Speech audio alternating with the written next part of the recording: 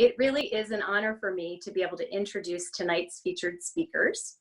It is a treat for all of us to have an incoming and an outgoing president in the same room, even if it is a virtual room. And in fact, we know it is because Sharon is going to be speaking to us tonight from her home in Pennsylvania, and Jayson Boyers will be joining us from his home in Michigan. Our first speaker tonight will be President Sharon Hirsh. As you well know, Sharon has led Rosemont College for more than 14 years as our president. A 1970 graduate of the college, Dr. Hirsh earned a bachelor's degree in history of art and studio art. She received her master's and doctoral degrees in art history from the University of Pittsburgh in 1971 and 1974, respectively. Beginning in 1974, Dr. Hirsh served on the faculty at Dickinson College and later held an endowed chair as the Charles A. Dana Professor of Art History. A member of the college's Board of Trustees when the late Dr. Anna Morey passed away, Dr. Hirsh became president of Rosemont in 2005. Dr. Hirsh's leadership has allowed the college to successfully transition to co-ed education, develop new graduate degree programs, establish new online degrees, and reset the college's undergraduate tuition. She has also been responsible for the successful completion of the college's $40 million fundraising campaign, which has helped to provide academic enhancements, scholarship funds, and significant upgrades to Rosemont's campus through the construction of the Ravens Athletic Complex, the development of the Library Information Commons, the purchase and renovation of Gracemere Honors House, the renovation of the Rotwitt Theater, and the construction of the college's new community center, which was appropriately named in her honor and opened this November.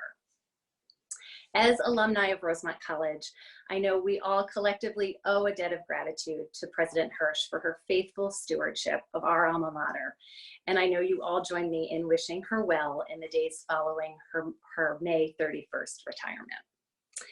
After President Hirsh's remarks tonight, we'll hear from our president-elect, Dr. Jayson Boyers, something I know we all eagerly await. Dr. Boyers is currently the president of Cleary College in Howell, Michigan, a position he's held since 2015. Before Cleary, Dr. Boyers was the vice president and managing director for the Division of Continuing Professional Studies for Champlain College in Vermont. In 2017, he acquired a doctorate of education in interdisciplinary leadership from Creighton University. He holds a master's of leadership development in organizational leadership from St. Mary of the Woods College and a Bachelor of Science in liberal studies from the University of Indianapolis. Dr. Boyers is a nationally regarded expert in the field of higher education, and he has been published in the Huffington Post, Diverse Magazine, Wall Street Journal's Market Watch, Crain's Business, and Forbes magazine. He has also been covered nationally for his education strategies in the Chronicle of Higher Education and Inside Higher Ed. Dr. Boyers' appointment as president was announced to the college community on January 14th, following a nationwide presidential search process and the unanimous approval of the college's Board of Trustees. Dr. Boyers will leave his position at Cleary University on May 8th, and the entire Rosemont College community looks forward to welcoming him as president on June 1st. And now I'll turn the floor over to President Hirsh. Thank you very much, Kristen. And first thing I have to say is thank you to all of you. I'm thrilled by the number of you who are here this evening. And I have to tell you that who knew that this is how I'd be going out and retiring from Rosemont. I had envisioned certainly a different way of being able to be in touch with you and talk to you before leaving officially. Of course, I'm a graduate, so I'm not leaving in every possible way. And that leads me to just give a shout out to, I see some classmates and others from the reunion classes. Please, we've got to keep our enthusiasm for next year. I was planning this retirement in part to be at the end of May so that I would not be that I would not be at my reunion as president. So here we are. I'm missing it completely, but really, if you had a reunion year this year, go for it. Just hold on, keep that enthusiasm, and show up next year in June. The next thing I'd like to address is just to welcome Dr. Jayson Boyers. I have to tell you, I've been telling everybody that Jayson was my top pick of those finalists who came to campus back, it seems like 2 years ago. But I'm very, very pleased about Jayson and I have been working increasingly closer as the months have gone by. And I'm looking forward to being able to really work this next month to hand over the reins to Jayson. I'm very proud of the fact, frankly, that we have a profile at Rosemont that could attract a sitting president to apply for the position. And Jayson, I mean that. I'm really very proud that you would have that interest and that desire. So welcome, and going forward, I'll look forward to working with you even further. I do want to stress that to tell you that the campus is fine. We are all fine. The campus is closed. It was closed on March 12th by a mandate, unusually, of the governor of Pennsylvania. The very next day, he closed all schools in Pennsylvania, but ours was originally just for Montgomery County. And this was very early on. And the governor did say that all schools, including colleges and universities, be closed. He announced this at 2 o'clock on a Thursday and said we should close on Friday. That was given about 20 hours. I think in between then, someone else got to him and said, you really can't close a college. People live there in 20 hours. So the very next day, on Friday the 13th, who knew, he did announce that all schools in Pennsylvania be closed, but he did not include colleges and universities. So we're in a little bit of an unusual situation, and we are obeying that mandate still. We're still under the mandate. It may help us to remain totally closed, which we are. You should know we have only 3 people living on campus, and everybody is safe. And so we are trying to maintain a very safe. Say prayers for one of our students who's been home for quite a long time and currently in the hospital. So moving along, as I said at the beginning, if anyone had told me that this is how it was going to end up my presidency, I wouldn't have believed them for a second. But we are managing to go by. I have very, very long, busy, hectic days because we try to smash everything in remotely. And like this meeting tonight, it seems as if everything remotely takes longer and takes more effort.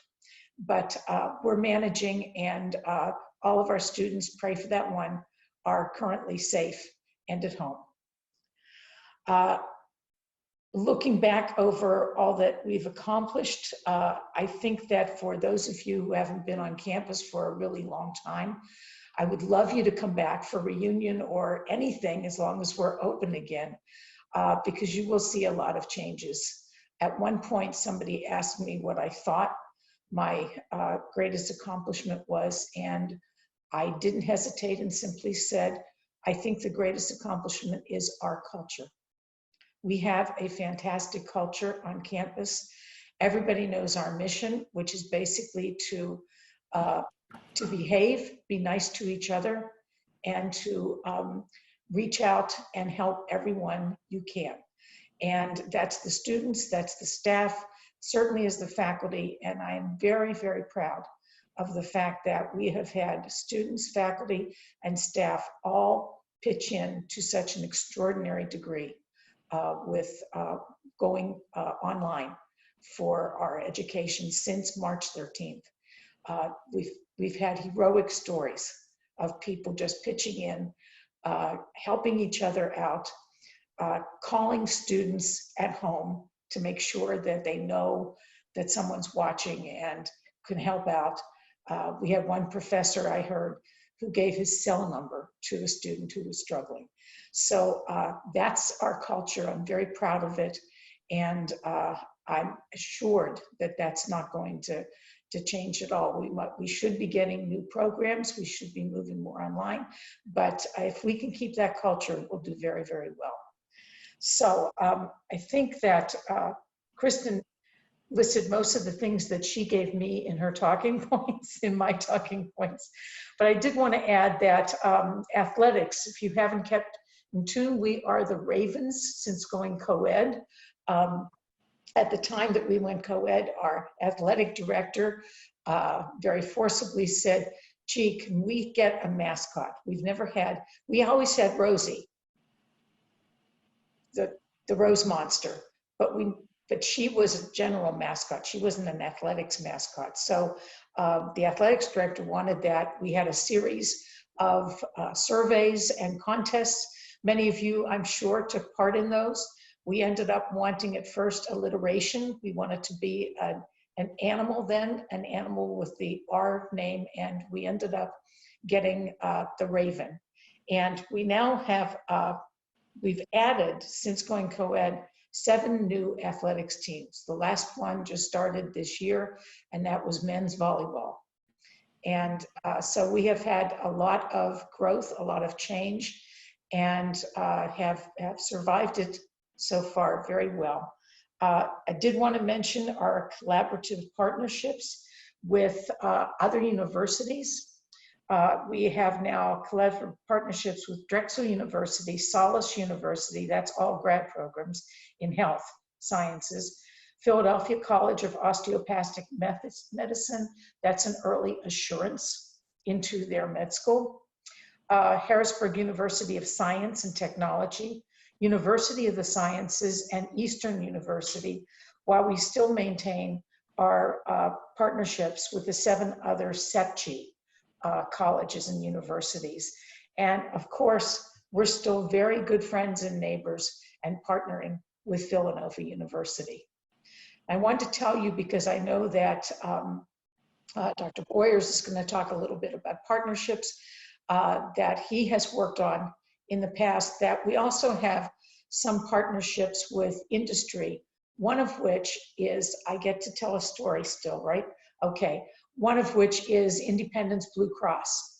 And thanks to a trustee at the time, we were named one of Independence Blue Cross's 3 colleges and universities that were allowed to teach on site, which means that we were right there. Employees could take their regular job and then at the end of the workday, go directly into a class. And we were happy to get that. What happened though was that we found out only because they made the decision that they were going to name us the exclusive providers on site. And what happened is that their HR noticed that there were a lot of employees who were quietly transferring to Rosemont from one of the other 2 universities. When they asked why, they said, they're much more flexible, they're wonderful, and the faculty must be from the A team.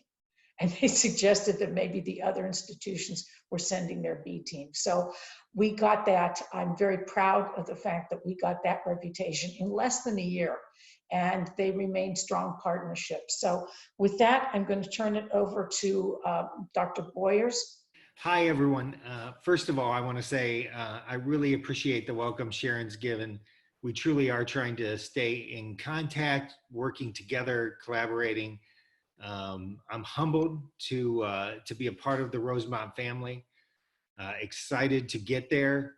Sharon rightly says that she never dreamed that she would be leaving under these circumstances. I can promise you, moving in a pandemic was not in my original game plan, but we are getting there and looking at the area and excited to join the community there. I wanted to let you know a little bit about my background. I tease during a lot of my talks that I'm the accidental president. I don't know how I ended up in this role, don't know how I ended up here, because I came from a family where going to college was not in our mindset. It was not something that our family did. And so I went to college, and I started off in a horrible way. I was ill-equipped for college because I was a first-generation college student. And the only saving grace I had was I met this beautiful, intelligent woman who assured me that I was going to graduate from college. And I fell in love with her, and I was afraid enough of her that I decided I better listen to her. And I ended up graduating from college. She became my wife. We've been married 26 years, and I'm grateful because I can honestly tell you she changed the trajectory of my life. She really did. And I got a college degree, and I got involved in education and got involved in an urban campus and really fell in love with the difference education can make. My wife and I have had the benefit of both being first-generation college graduates and of being able to travel, going all around the world. And none of these things would have happened without that college education. And that's where I first became committed that I wanted to make a difference at this level, that I believed a college education was about building a life more than it was just about getting a vocation. And that's what has inspired me to move in this direction. Now, if you notice, my master's degree and my doctorate were from Catholic institutions. St. Mary of the Woods had a similar background as Rosemont College in that they were an all women's college that went to co-ed. Their president is a good friend of mine, actually. She was one of my professors when I went there in my master's program. And I went there and went to Creighton on purpose because my dream was to become president of a liberal arts Catholic college. And I wanted to prepare myself in the best way I could. I believed Catholic education meant really building a life of meaning. And I believe to be a part of that is a special gift, and I still do. I believe it makes a difference. One of my mentors told me a long time ago, and I'll never forget it, that a college education is too important to waste on someone who doesn't know how to be a good citizen. And I believe there's purpose and there's meaning. And I was sitting in my living room having a cup of coffee, and my wife read the ad about Rosemont College. And she's the reason I applied, because she said, everything you've been telling me about the type of college you want to serve, this sounds like that type of college. And it came from that one conversation. Once again, she changed my life. It came from that one conversation that made me apply to Rosemont College. And so I'm just honored to be here. I appreciate everything Sharon's done to open up things and help me understand things. And I appreciate the whole community.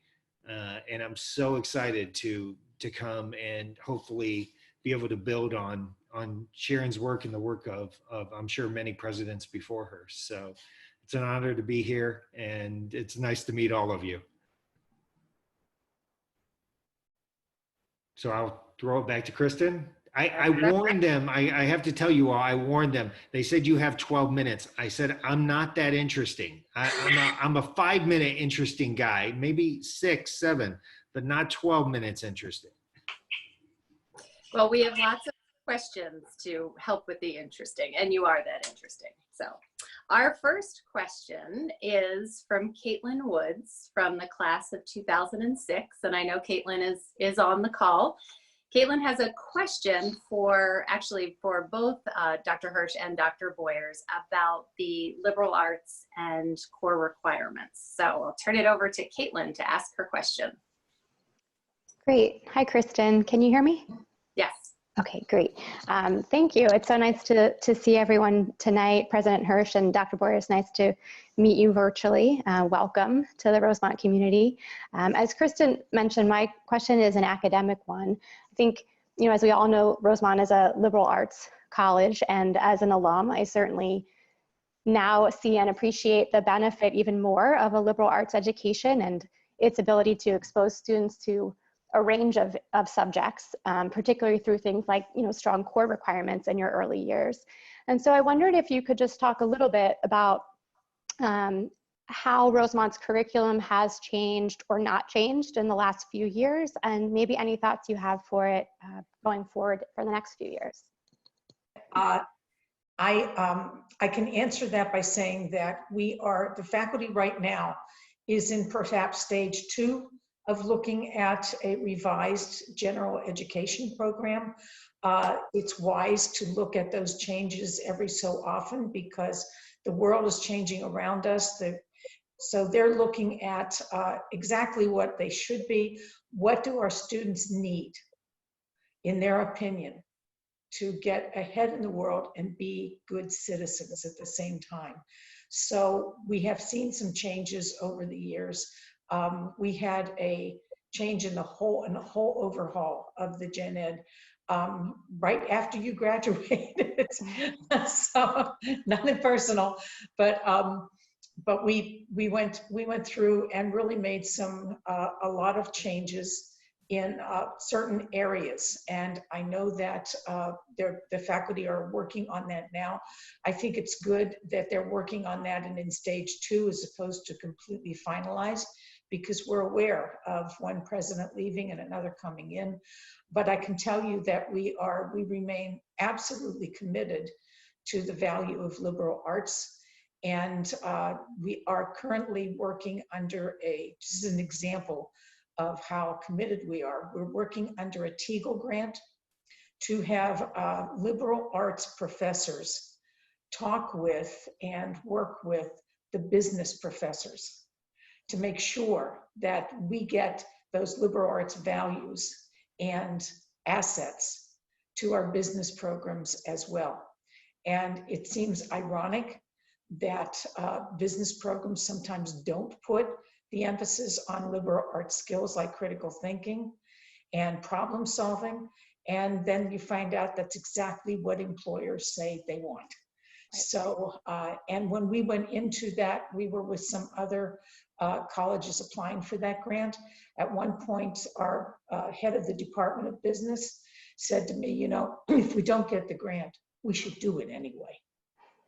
So that's our ongoing commitment to the liberal arts. And I know, Jason, you have some ideas. Yeah, I want to add to that. And I like that question, Kaitlyn, because to me, one of the things, I got to Cleary and they were a traditional business university. And one of the things we did was we undertook revising the whole curriculum to actually bring liberal arts aspects into the business curriculum. And the reason we did that is we believed the economy changes so fast right now that what is of value is a person, the whole person, who can bring a set of skills regardless if the job changes, the skills needed change. It's really developing the whole person. So we brought in 8 attributes, and not only including critical thinking, but creative thinking, negotiating, not only problem solving, but sorry, I have a street right out here. But we brought in these aspects because we believed, how could you relate to the world in context without bringing in these aspects? So I'm very committed to what liberal arts instills, but I'm committed to it because it creates graduates who, regardless of how the job market or skills shift, they're people of value that every organization wants. And it also helps ground them in context. And I believe in today's day and age, context is one thing that we're losing way too often in any debate. And I'm a big believer in that. And that's why I always wanted to be the president of a Catholic liberal arts college, because I think there's a connection there that really makes a difference in the graduates we put out. So our next question is from Clare Mackie, and Claire is a graduate of the class of 2003, and she's actually a former trustee. And her question is for Dr. Boyers about online degrees. Hi, Sharon, it's so great to see you. I was afraid I wouldn't see you at all before you retired, but it's wonderful to see you again. And welcome to Dr. Boyers. I'm so happy to meet you. I see why they picked you. My question is, in light of recent events that have shown us how essential it is to have really excellent online courses, and in light of what you just said about bringing liberal arts ideas into a business program, are there business courses that you would like to see, or other courses that you would like to see added to our liberal arts program that would prepare young people for the jobs that are going to be likely to be out there in the near future? And along with this, how many IT specialists do you think it would take to give the professors the kind of help that they would need to develop those courses? So the question all kind of, it kind of encompasses everything there with how do we translate our education, both in person and online, right? Right. In this shifting model. I am passionate about using different modalities to deliver education, whether it be an online modality, an in-person modality. And the power of small really resonates with me. And I think in any translation of our education, whether it be online or in person, we have to be able to communicate that power of small. What is central is the relationship between the student and the faculty and the institution. And that's got to stay central no matter how you deliver the education. When I went to Champlain College, they had 500 adult online students, and they could not break above 500. We expanded it to 2,000 online students, but we did it in a way that didn't change what we did or even the offerings we had, but we did it in a way that translated our strongest programs into being delivered in the online modality. And you can do that really effectively. And I think we have to, Sharon talks about culture. I think that's exactly right. Our culture can't change if we're delivering it online or we're delivering it in person. Our values have to be translated into that. And so what I would say is, rather than specifically online programs are geared just towards online, it's how to translate our strongest programs into also an online modality. And that's not separate than what's happening in business. My longtime friend from school, I grew up with him. We were 6 months apart in age.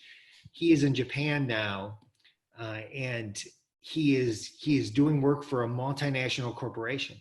And they do this virtually. They work on projects. They have their conference calls. Zoom is not new to them.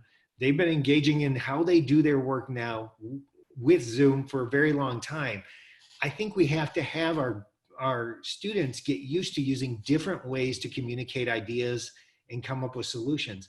At Cleary, we actually, every class was in our learning management system, our online system in Canvas, even if it was taught on ground.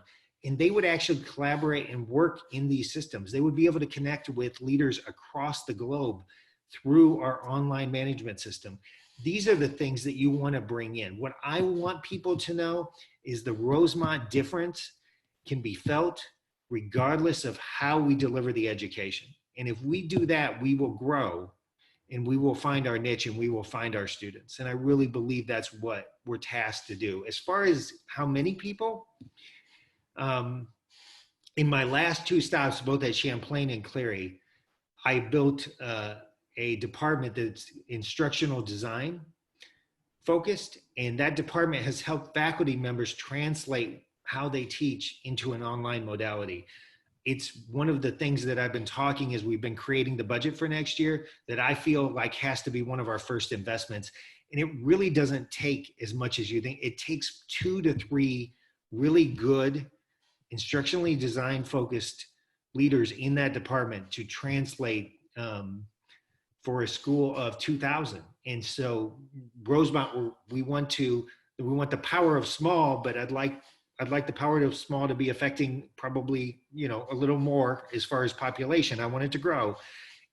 But I just want us to be able to translate that. And I think if we can invest starting this year in really building out instructional design, we're going to be able to translate that really well. And Sharon has started this. She brought on the first person for that department. We just need another person I think, to begin the path, and probably eventually 3 in that department.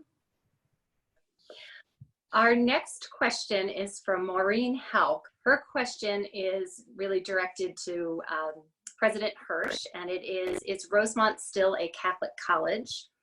Are courses such as logic and morals still required in the curriculum? So I'll turn that over to you, Sharon. I should add, Maureen is from the class of 1955. Thank you, Kristen, and I'm happy to say, yes, we are very much a Catholic college. We are identified as such in the Catholic identity, official registry of the Catholic Church, and we go about almost all of our ideas, our programs, our faculty understand, even though they're not Catholic themselves, that we are a Catholic institution, and that means something. We still have a SHCJ sister as our Vice President of Mission and Ministry. That's Sister Jean Hatch. She is retiring at the end of this year also, but Sister Peg Doyle will be taking her place. We have a very active mission program for anyone, and again, they need not be Catholic in order to take part in our service learnings, our liturgies, our programs, retreats that we have for alumni, including, so stay tuned if you don't know that, watch for emails announcing the next alumni retreat. They're wonderful. Some are done virtually now, but in the past they've been done at the Sisters Stone Harbor House. So we're very cognizant of that. We do have a requirement of 2, as part of our general education program, we have a requirement of 2 courses in theology. We have 1 has to be in Catholic theology and 1 may be in world religions. But if you want to take both in Catholic theology, that's fine. In addition, I would point out that we have a requirement in the Gen Ed of taking at least 1 course in ethics. I think this is very, very important. And that ties in with our Institute for Ethical Leadership and Social Responsibility, which we established about 10 years ago, and which has done a great job of infusing the knowledge and the importance of ethics again, into our culture and into our students' understanding of what is important, what is meaningful. So we do all of that as Catholics while acknowledging and welcoming everyone else who wants to learn. Thank you, Sharon.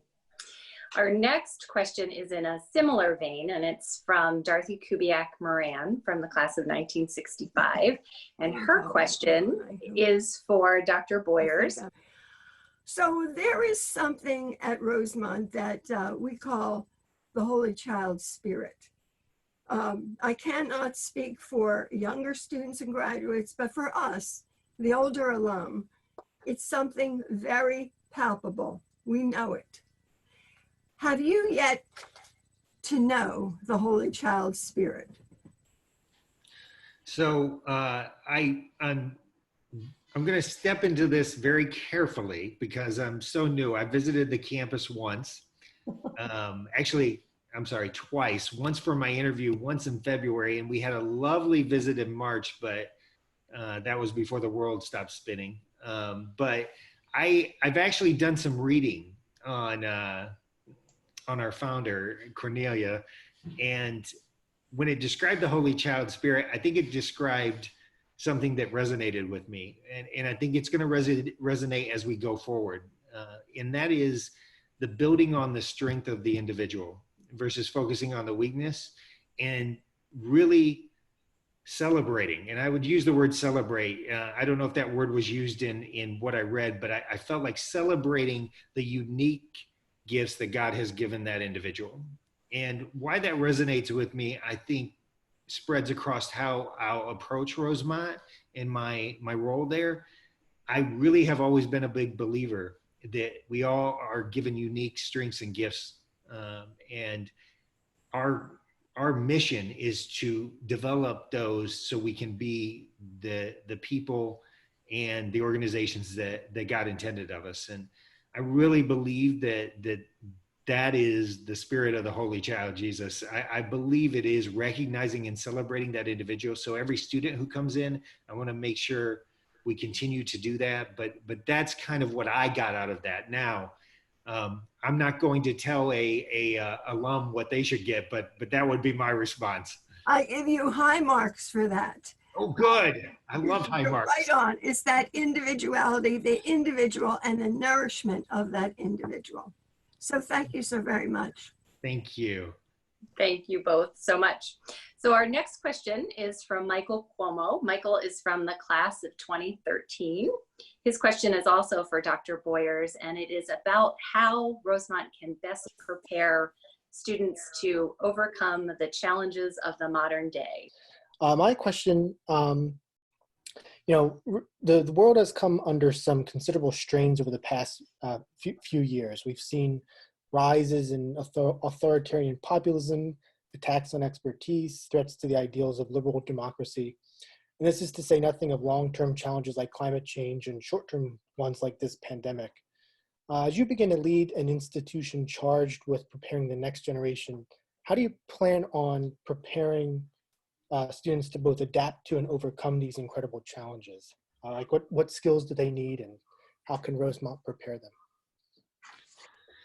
So that's a big question, right? Because I think it touches on what I was talking about earlier with context, right? And getting them to understand how to be grounded in the current dialogue that's happening across our globe. You mentioned the stress that the world has come under. I think one of the things that drew me to Rosemont was its valuing things like the environment. That's a big issue for my wife. And I think that the best way to prepare students for what is happening in the world is to really help them become grounded in who they are when they're at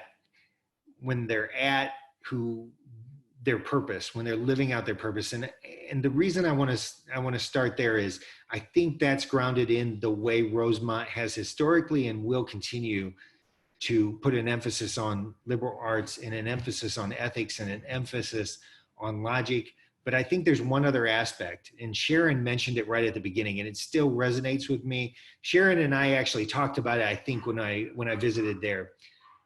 We both share the love of the word joy. And Sharon, I don't know if you remember emailing me about this, but I mentioned in remarks that the joy of what we do.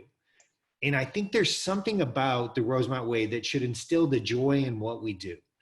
And people talk about certain skills. People talk about the job market shifting or the challenges in the world today.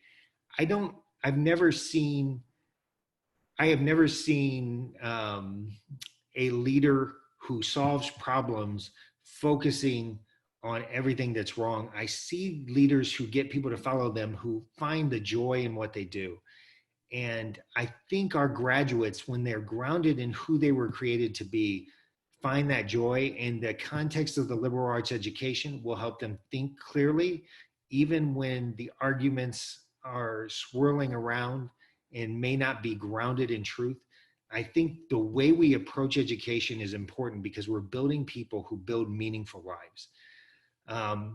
That to attack all of that seems overwhelming, but to be grounded in the joy of this gift we've been given. And I think we have been given a gift. I wake up every morning thinking I'm healthy.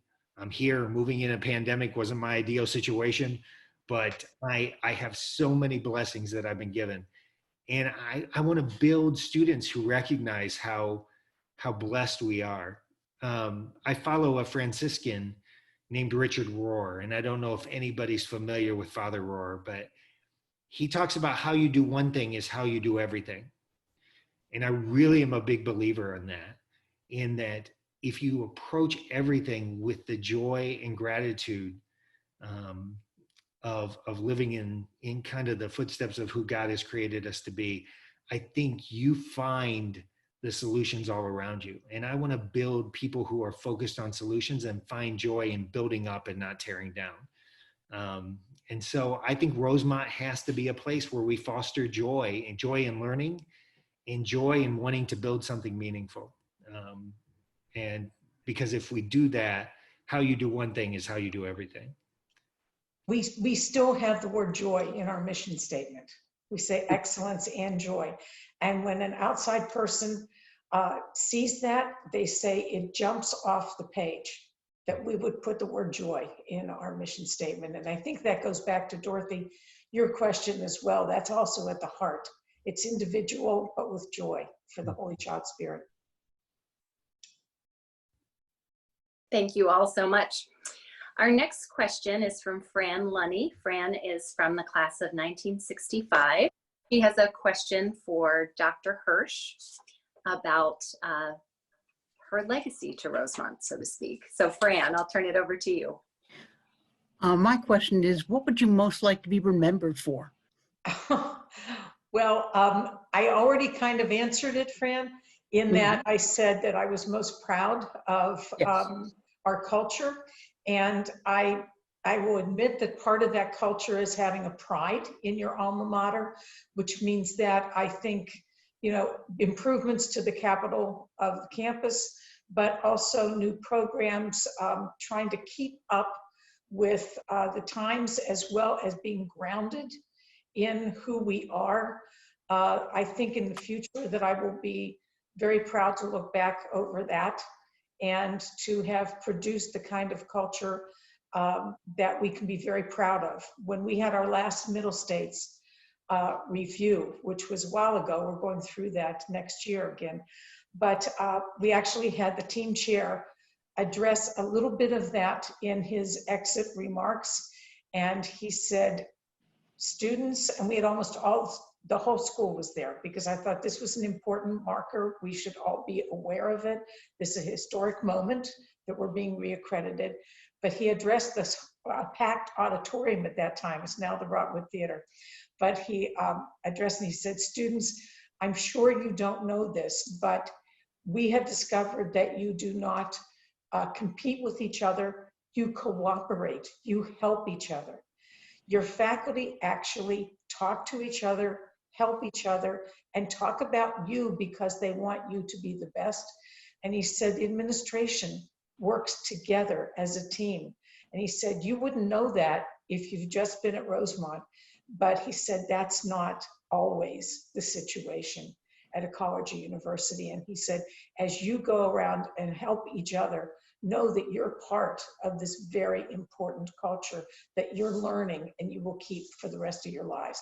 I thought it was fantastic. I was going, oh my gosh, this is terrific. So I go back to that and say that a lot of things feed into it, but we have a really good, helpful, help yourself and help others culture at the college. And I'm absolutely sure that that's baked in at this point and that we'll be able to continue.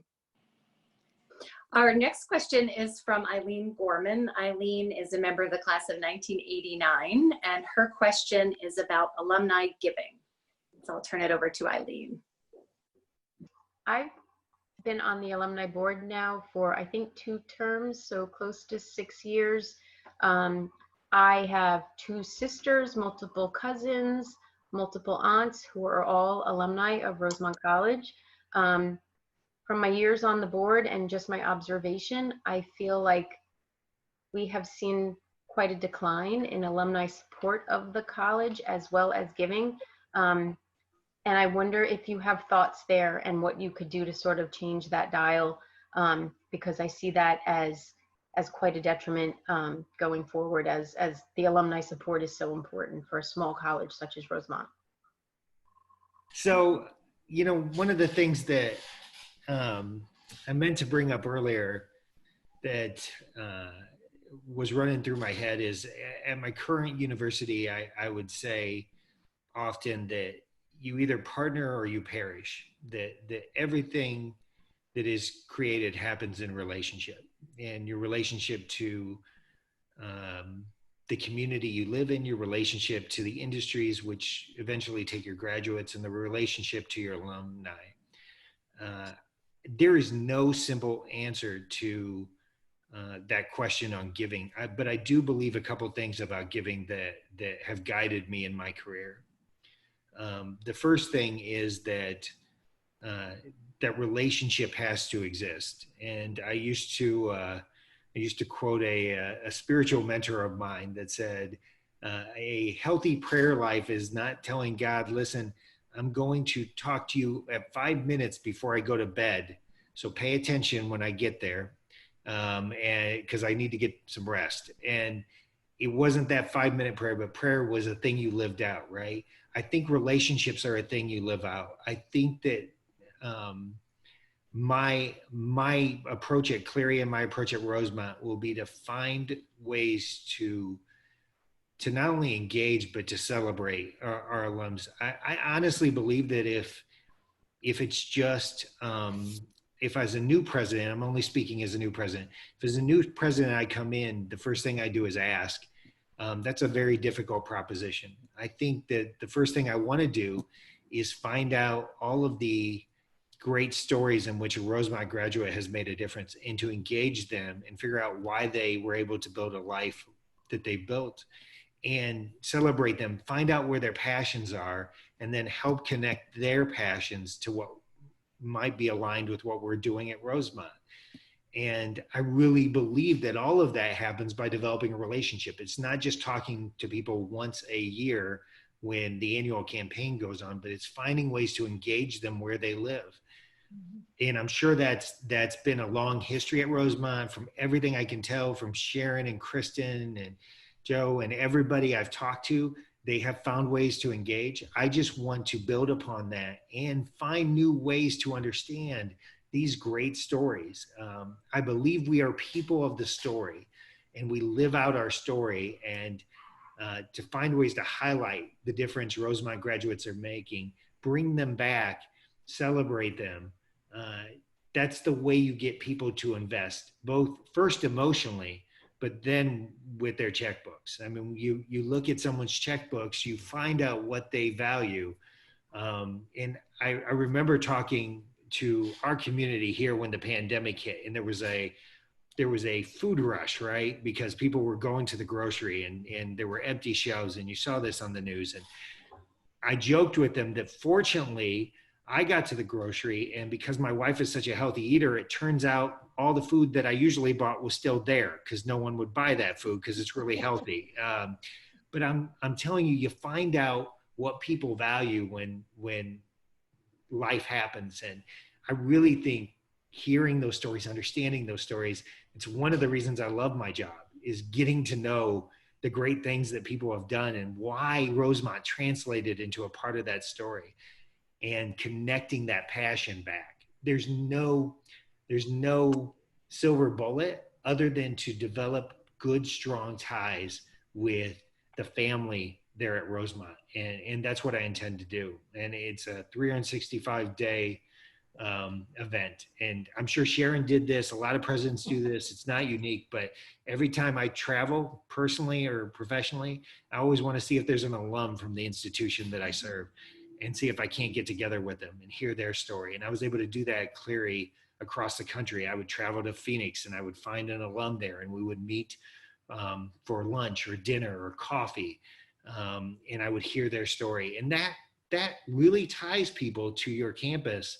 And it makes a difference, I think, to show them that you're interested in them, not just in the solicitation, but really interested in their story. We have time for a final question, and it is from Linda Hahn. Linda is from the class of 1977, and her question is for President Hirsh about the next phase of her life. So I'll turn it over to Linda.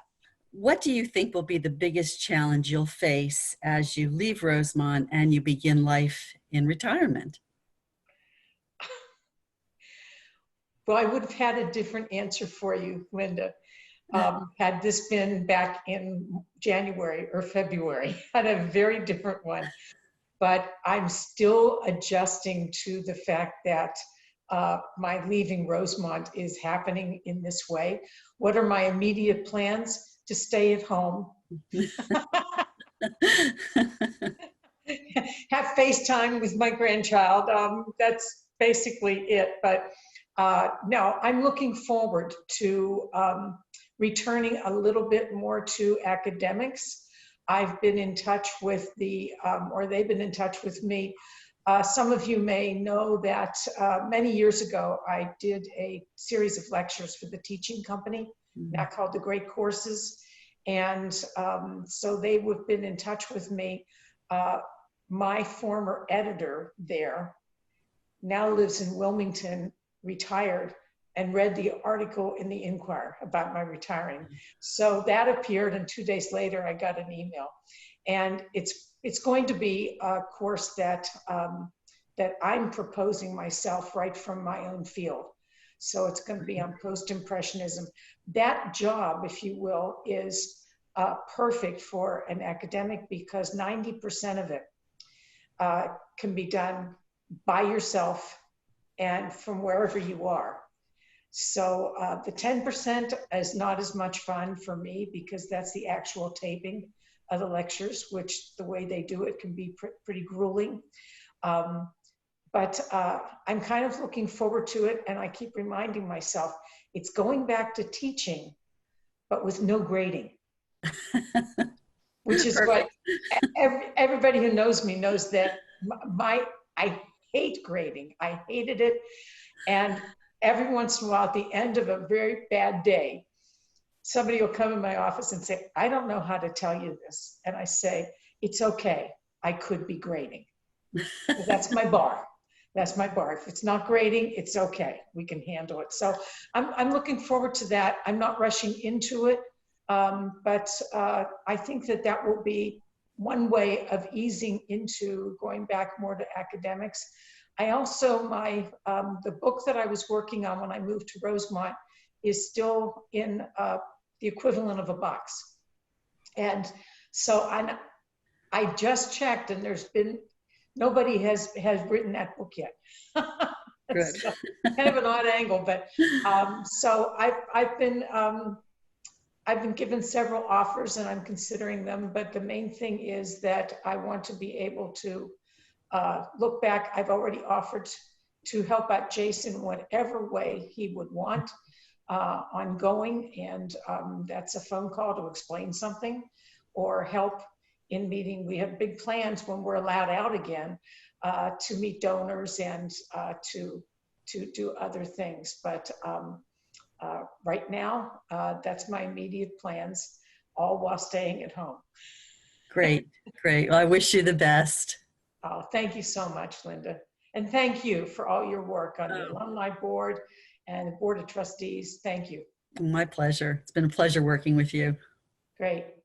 And thanks to all of you. I mean, I can't say enough how much I have felt the support of this body of alumni, now alumni, since the moment that I was asked to step in the middle of December, and under tragic circumstances. I never felt once that I didn't have the support of the alumni in doing that. I mean it. And with all of our changes going through coeducation, tuition resets, all of that, I have felt very strongly the support, and support in all ways was always to the college, but also to me. And I mean that, so I thank you.